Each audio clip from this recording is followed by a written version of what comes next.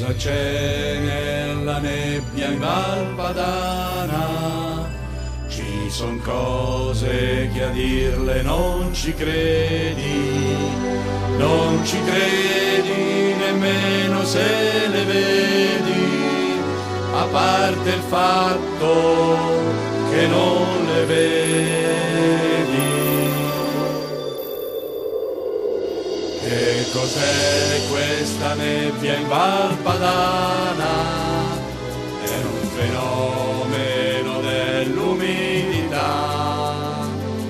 Se rimani intrappolato dentro, si incasina.